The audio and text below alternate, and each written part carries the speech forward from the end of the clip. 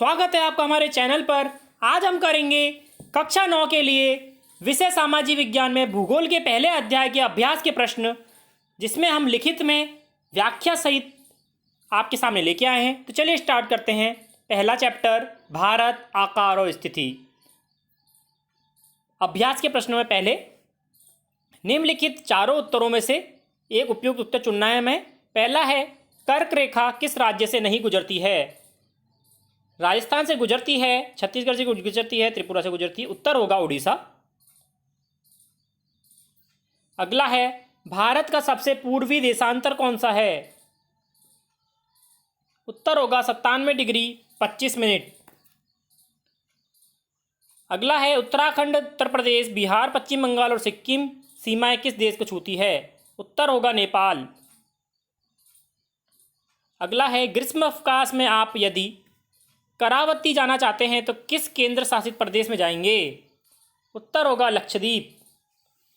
अगला है, मेरे मित्र एक देश के वासी हैं जिस देश की सीमा भारत के साथ नहीं लगती है। अब आप बताइए कौन सा देश है? भूटान की लगती है, बांग्लादेश की लगती है और नेपाल की कौन सा नहीं लगती है? तजाकिस्तान। तो उत्तर होगा तजाकिस्तान। अगला है, निम्नलिखित प्रश्नों के उत्तर संक्षिप्त में देने हैं।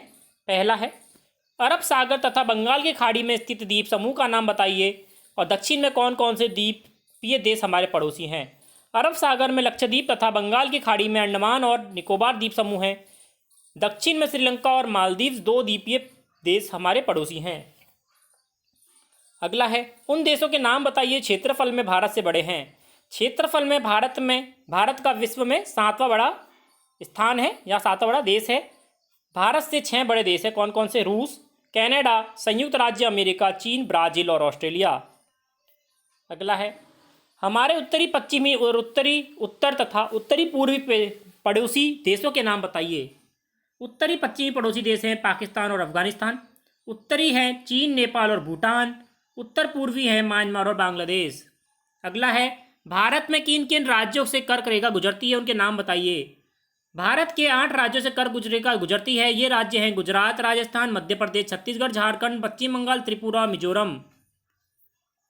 अगला प्रश्न है तीसरा, सूर्य उदय अरुणाचल प्रदेश के पूर्वी भाग में गुजरात के पश्चिम भाग की अपेक्षा 2 घंटे पहले क्यों उगता है, जबकि दोनों राज्यों में घड़ी एक समय दर्शाती है? स्पष्ट कीजिए।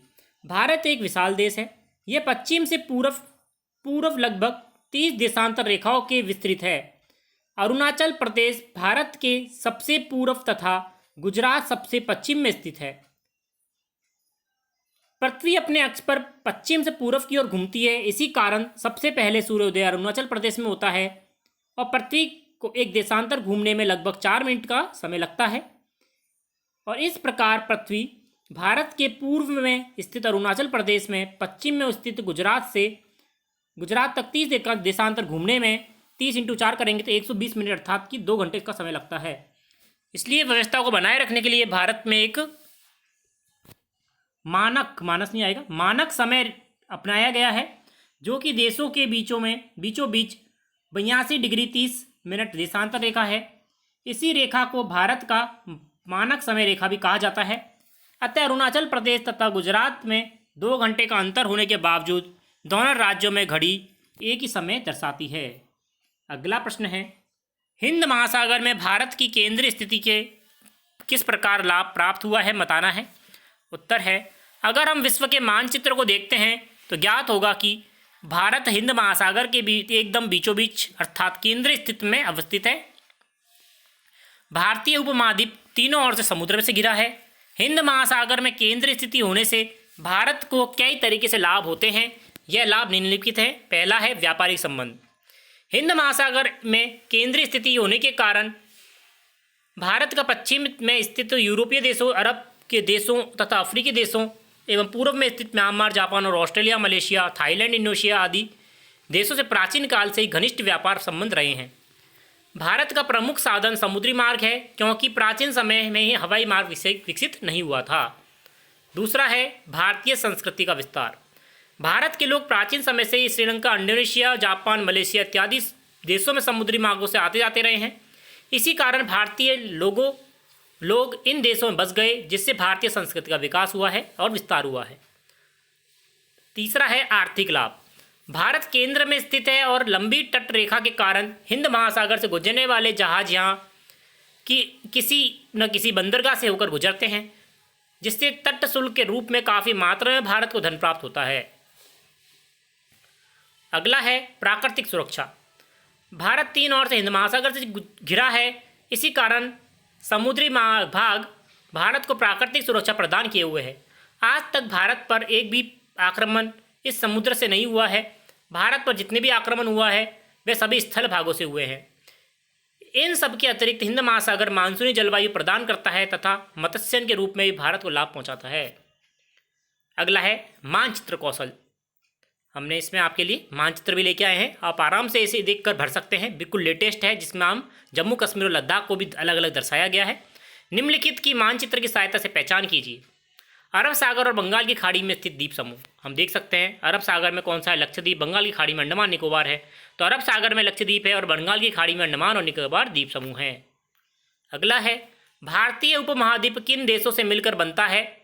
भारतीय उपमहाद्वीप कुल 5 देशों से मिलकर बनता है। कौन कौन से हैं वे हमने मैप में दर्शाए हैं, आपको भी बता रहे हैं। भारत, पाकिस्तान, नेपाल, भूटान, बांग्लादेश से मिलकर बनता है। अगला है कर्क रेखा किन किन राज्यों से होकर गुजरती है, हमें मैप पर बताना है। भारत में कर्क रेखा 8 राज्यों से होकर गुजरती है। मध्य प्रदेश, राजस्थान, छत्तीसगढ़, झारखंड, पश्चिम बंगाल, त्रिपुरा, मिजोरम और गुजरात।